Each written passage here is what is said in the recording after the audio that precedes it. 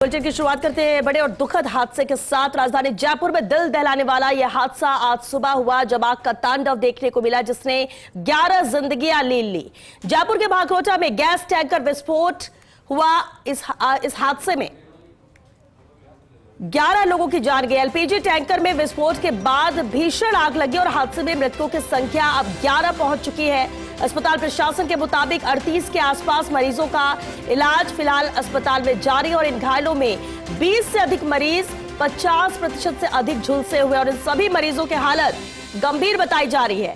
CM Bhajanlal Sharma ने घटनास्थल पहुंचकर जानकारी ली। वहीं पूरी घटना की अब जांच करवाई जाएगी। सीएम भजनलाल शर्मा ने कहा। इससे पहले मुख्यमंत्री भजनलाल शर्मा ने एसएमएस अस्पताल पहुंचकर जानकारी ली। चिकित्सा मंत्री गजेंद्र सिंह खेवसर ने भी एसएमएस अस्पताल पहुंचकर इस हादसे को लेकर जानकारी ली। लेकिन सभी की प्राथमिकता ये कि जो घायल है उनकी जान बचाई जा सके, क्योंकि 11 लोगों की जान इस हादसे में अब तक जा चुकी है और ये आंकड़ा बढ़े ना, हर कोई प्रार्थना यही कर रहा है। गंभीर रूप से भी जो झुलसे हैं कम से कम उनकी जान बच जाए, यही उम्मीद लगाकर हर कोई बैठा हुआ है। उप मुख्यमंत्री डॉक्टर प्रेमचंद बैरवा और मंत्री जवाहर सिंह बेढ़म ने भी इस हादसे को लेकर जानकारी ली। पेट्रोल पंप के पास एक पाइप फैक्ट्री भी जलकर राख हुई है इस हादसे में। अब इसकी भयावहता को समझा जा सकता है। जहां टक्कर होती है और इसमें 29 ट्रक टैंकर झुलस जाते हैं, जल जाते हैं। 2 स्लीपर बस इसकी जद में आती है और करीब कुल 40 से अधिक वाहन हैं जो इस आग की चपेट में आते हैं और देखते ही देखते कुछ सेकंड में लंबी दूरी तक सिर्फ आग ही आग नजर आई और महसूस किया जा सकता है उससे कि आखिर क्या लोगों के जहन में उस वक्त चल रहा होगा जब अचानक जो लोग बस पे सो रहे थे और आग के जद में आकर अपनी जान गंवा देते हैं।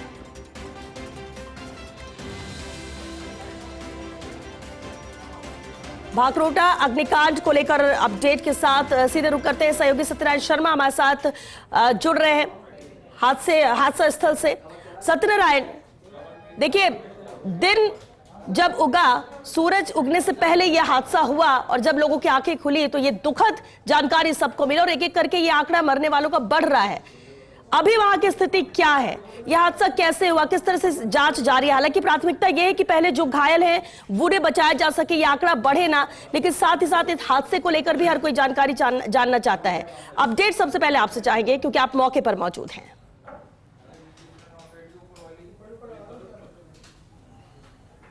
श्वेता, देखिए आज फ्राइडे है या फिर यूँ कहें कि आज का फ्राइडे ब्लैक फ्राइडे हो गया है।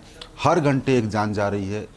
करीबन 10.5 घंटे बीत चुके हैं और 11 व्यक्ति अपना दम तोड़ चुके हैं। इस दुखद घटना के अंदर काफ़ी विभत्स यह हादसा था, काफ़ी डराने वाला था, काफ़ी विचलित करने वाला था। लोग अपनी जान बचाने के लिए बसों से कूदकर भाग रहे थे, उनके शरीर जलते हुए थे। कई लोग ऐसे थे जिनको केवल हड्डियों का ढांचा उनका बचा था, ट्रक से हड्डियों का ढांचा बाहर निकाला गया। कई लोग ऐसे थे जो बचाने का प्रयास कर रहे थे, पुलिसकर्मी भाग रहे थे, दौड़ रहे थे। लेकिन अब फिलहाल सब कुछ थम सा गया है, क्योंकि थमा हुआ यातायात सुबह अजमेर से लेकर जयपुर तक के बीच के जो रोड है उसके ऊपर करीबन हजारों की संख्या में यात्रियों की गाड़ियां लगी पड़ी है, अटी पड़ी है। लोग भूखे प्यासे बसों के अंदर बैठे हैं, अपने अपने वाहनों के अंदर बैठे हैं, छोटे छोटे बच्चे उसमें बैठे हैं। कई व्यक्ति ऐसे जिन्हें सर्जरी करवानी है, कई व्यक्ति ऐसे इनका ऑपरेशन होना है, कई व्यक्ति ऐसे इनके परिवार में कोई शादी समारोह है, लेकिन वो सभी अभी अटके पड़े हैं या फिर यूँ कहें कि भूखे प्यासे इंतजार कर रहे हैं कब यातायात सुचारू होगा।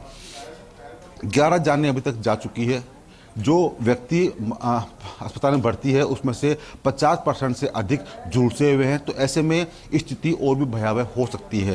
धरती का भगवान कहा जाने वाले डॉक्टर्स उनके जान बचाने का प्रयास कर रहे हैं।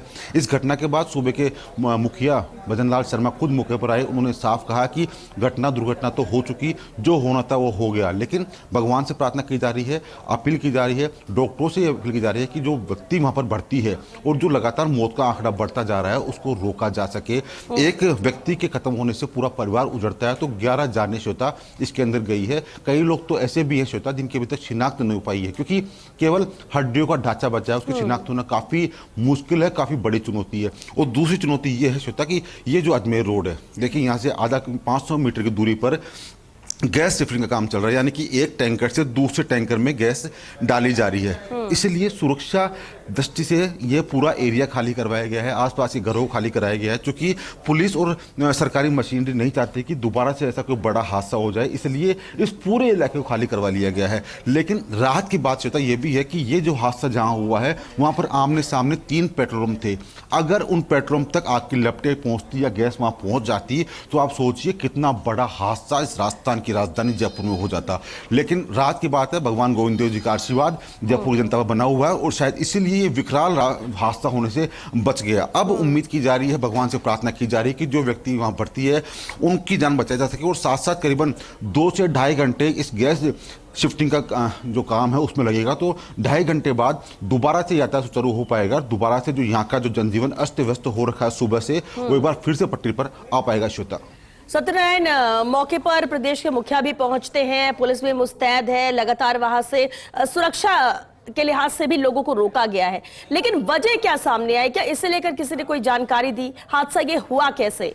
पुष्टि, क्योंकि हर किसी के अपने अपने यहाँ पर परिभाषा इसे लेकर या वजह सब बता रहे हैं, लेकिन क्या आधिकारिक रूप से कोई वजह सामने आई कि किस वजह से ये इतना बड़ा हादसा हुआ?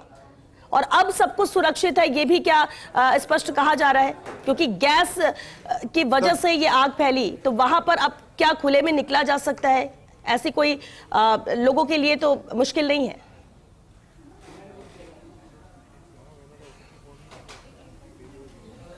बेटा देखिए, जब तक ये गैस शिफ्टिंग नहीं होती तब तक मुश्किल ही है, या फिर पुलिस के लिए या सरकारी मशीन के लिए काफ़ी चुनौती भरा काम है, क्योंकि गैस आग की अपेक्षा करते 11 गुना अधिक तेजी से फैलती है। और यही कारण रहा कि जहाँ पर यह हादसा हुआ उससे 1 किलोमीटर दूर तक जो वाहन खड़े थे, जो वाहन के अंदर लोग बैठे थे, वो भी उसकी जद में आ गए। बसों के अंदर आग पहुँच गई, क्योंकि जहाँ जहाँ गैस पहुँची वहाँ आग लग गई। बड़े बड़े जो ऊँचे ऊँचे पेड़ थे वो जलकर राख हो गए। इतना ही नहीं श्वेता, बल्कि जो ऊपर आसमान में, खुले आसमान में परिंदे विचरण करने आए थे सुबह सुबह, वो भी जलकर राख हो गए।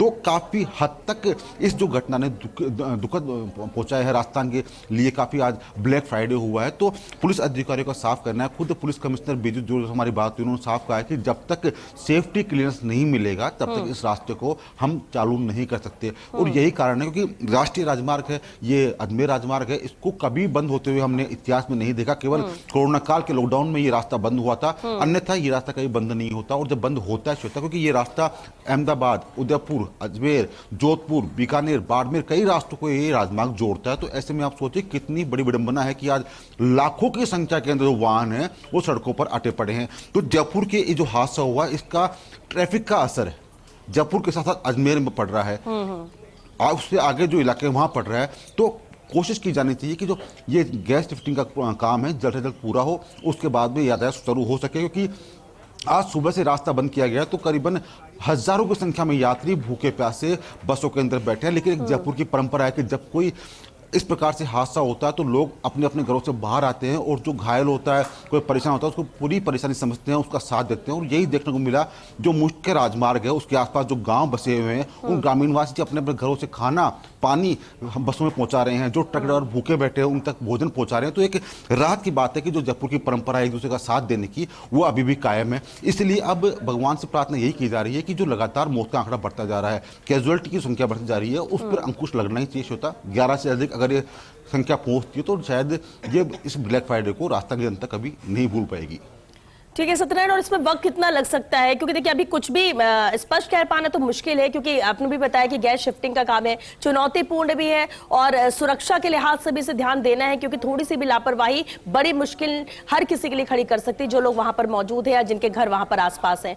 लेकिन फिर भी क्या संभावना जताई जा रही है, कितना वक्त लग सकता है? किस तरह से गाड़ियों को वहां से, जो वाहन है उनको हटाया जाएगा, और जो झुलसे हुए वाहन है क्या उनको भी वहां से हटाया गया है? रोड को क्लियर करने की किस तरह की कवायद वहां पर जारी है?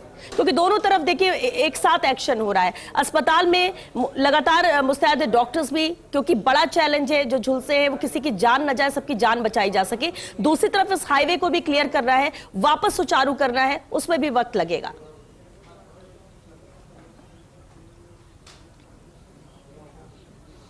श्वेता देखिए, हालांकि जो क्षतिग्रस्त वाहन थे उनको रोड किनारे कर दिया गया है, लेकिन सबसे बड़ा काम अब शुरू हुआ है गैस का एक टैंकर से दूसरे टैंकर में ट्रांसफर करना। क्योंकि गैस शिफ्टिंग का काम हमेशा बंद स्थान पर होता है, लेकिन आज इतना बड़ा हादसा हुआ है, इस टैंकर को यहाँ से हिला नहीं सकते, तो ऐसे में खुली हवा के अंदर इस टैंकर को दूसरे टैंकर में गैस शिफ्ट की जा रही है। ऐसे में अगर एक व्यक्ति भी गलती करता है, यानी कि इसके 1 किलोमीटर के दायरे में अगर एक व्यक्ति अपना मोबाइल चालू करता है, एक व्यक्ति अपनी टॉर्च चालू करता है, तो विडंबना काफी बड़ी हो जाएगी, हादसा काफी बड़ा हो जाएगा। इसलिए हर कदम फूक फूक पर रखा जा रहा है। नसीराबाद से जो इंडियन ऑयल कंपनी के जो पदाधिकारी हैं उन्हें हेलीकॉप्टर से बुलाया गया है, वो पहुंच चुके हैं, रिफिलिंग काम शुरू हो गया है। करीबन 2 से ढाई घंटे के भीतर इस गैस को ट्रांसफर कर दिया जाएगा और माना जाए करीबन 3 से 4 घंटे के बाद में जब सेफ्टी क्लियरेंस आ जाएगा तो उसके बाद में राजमार्ग शुरू हो जाएगा और एक बार फिर से जो जनजीवन अस्त व्यस्त हुआ है वो पटरी पर आ पाएगा। श्वेता, सत्यनारायण, मैं चाहूंगी कि आप कैमरामैन से कहिए कि वहां की तस्वीरें भी और दिखाएं, क्योंकि काम सुबह से ही वहां पर जारी है। जहां एक तरफ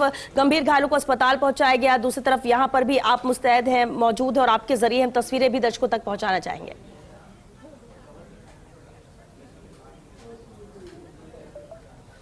बिल्कुल श्वेता, मेरे साथी साहिल जो सुबह से अपना काम कर रहे हैं तल्लीनता से। देखिए, ये जो राजमार्ग है ये जप्पू की तरफ से आने वाला रास्ता है, ये पूरा बंद कर रखा है चूंकि इधर ये रिफिलिंग का काम चल रहा है। इधर देखिए सामने पेट्रोल पंप है, यहाँ तक गैस की लपटें पहुंची थी, जहाँ पर ये टैंकर बड़ा ट्रक खड़ा है, ये भी आग की जद में आया श्वेता। और जो आसपास के जो पेड़ हैं वो पेड़ सारे पेड़ काले पड़ गए, क्योंकि गैस जहाँ जहाँ पहुंची श्वेता वहाँ पर उन्होंने अपना असर छोड़ा। ये पूरा जो राजमार्ग है वो बंद कर रखा है, यहाँ तक कि मीडिया कर्मियों को भी इस परिधि से आगे नहीं जाने दिया जा रहा, क्योंकि उनकी जान को खतरा हो सकता है। हमारे जो बहादुर पुलिसकर्मी हैं, चाहे वो खुद पुलिस कमिश्नर बिजू जोसेफ हो, एडिशनल पुलिस कमिश्नर कुंवर राजदीप हो, तमाम अधिकारी, तमाम सरकारी मशीनरी यहाँ पर सुबह से भूखे प्यासे लगे हुए हैं, जिससे कि हम सुरक्षित रह सकें, अपना दायित्व निभा रहे हैं, अपना जो ड्यूटी है वो ड्यूटी निभा रहे हैं। तो अब उम्मीद की जा रही है कि 2 से ढाई घंटे बाद जब ये गैस शिफ्टिंग का काम पूरा हो जाएगा तब इस राजमार्ग को खोल दिया जाएगा, सुचारू किया जाएगा और उसके बाद में यह तय किया जाए कि हादसा क्यों हुआ। हालांकि इसके लिए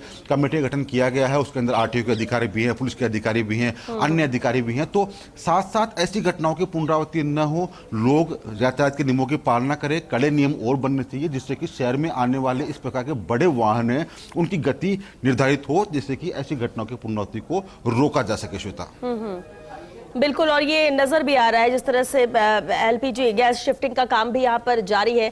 और सत्यनारायण, जैसा कि आप कहते हैं 3 से 4 घंटे का वक्त यहाँ पर लग सकता है। 3 से 4 घंटे क्या गैस इसको शिफ्ट करने में और उसके बाद इन वाहनों को हटाया जाएगा, या फिर आप कह रहे हैं कि 3 से 4 घंटे में यातायात सुचारू हो जाएगा?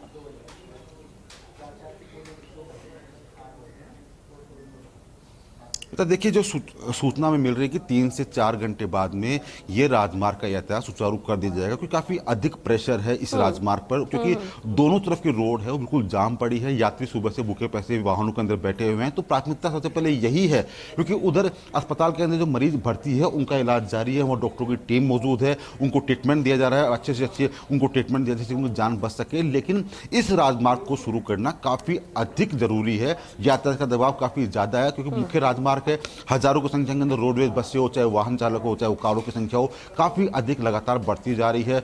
लोगों को सूचना मिल रही है, लोग बैक भी नहीं कर सकते, हालत ये स्थिति हो रही है। दोनों तरफ की रोड पुलिस ने बंद कर रखा है, तो पुलिस ने भी केवल सुरक्षा के लिए बंद कर रखा है। तो ऐसे में करीबन 2.5 से 3 घंटे बाद उम्मीद की जा रही है कि 2.5 से 3 घंटे बाद में ये राजमार्ग खुल जाएगा, यातायात सुचारू हो जाएगा और उसके बाद में एक बार फिर से जो यहाँ का जो जनजीवन अस्त व्यस्त हुआ था वो दोबारा से पटरी पर आ सकेगा। श्वेता, और सत्यनारायण, क्योंकि कई ऐसे भी मृतक रहे जिनकी शिनाख्त नहीं हो पाई है, मुख्यमंत्री भी मौके पर पहुंचे तो उन्होंने हेल्पलाइन नंबर का भी जिक्र किया कि कोई जानकारी या कुछ अपडेट चाहिए तो उससे मिल सकते हैं।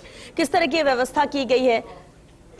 और परिजन भी, क्योंकि हादसे को लेकर जानकारी जब मिल रही तो हर कोई पहुंच रहा है, क्योंकि जिनके अपने सुबह उस वक्त उस रोड में थे, किसी बस में थे, किसी गाड़ी में थे, वो तो खैर डर रहे होंगे और इसलिए हर कोई संपर्क भी करना चाह रहा होगा कि कुछ अपडेट मिल सके।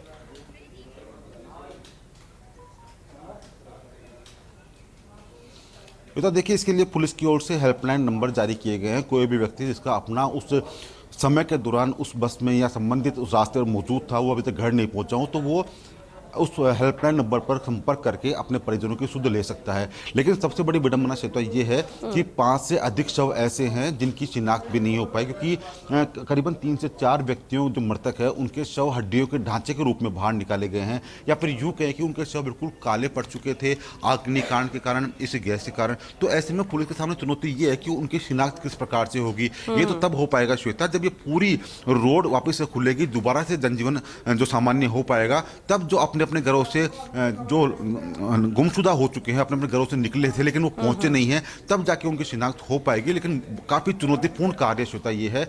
और इसके बाद चुनौतीपूर्ण कार्य ये है कि जब ये रास्ता खुलेगा एकदम से, जब काफी अधिक प्रेशर इस रोड पर आएगा, तो पुलिसकर्मी किस प्रकार से यातायात को सुचारू करने के लिए क्या कुछ प्रयास करेंगे एकदम से जयपुर के अंदर ट्रैफिक ना बढ़े। क्योंकि अगर यहाँ का दबाव एकदम से यातायात बढ़ता है और जयपुर शहर में आता है तो जयपुर शहर के में भी जाम के हालात हो जाएंगे। तो ऐसे में हर कदम फूंक फूंक कर रखा जा रहा है। खुद पुलिस कमिश्नर बेजू जोसफ हर स्थिति पर नजर बनाए हुए हैं, वहीं खुद मुख्यमंत्री लगातार पल पल की अपडेट ले रहे हैं। बिल्कुल सत्यनारायण, ठीक कहा आपने कि हर कदम फूंक फूंक कर रखना पड़ रहा है, क्योंकि जिस तरह से मुश्किल है, जितना बड़ा यह हादसा हुआ है, थोड़ी सी भी लापरवाही बड़ी मुश्किल खड़ी कर सकती है। और क्योंकि 3 से 4 घंटे का वक्त आप भी बता रहे हैं, आप नजर बनाकर रखिए, क्योंकि आपके जरिए ही हम हर एक अपडेट हमारे दर्शकों तक पहुंचाएंगे। फिलहाल के लिए शुक्रिया आपका इस पूरी जानकारी के लिए।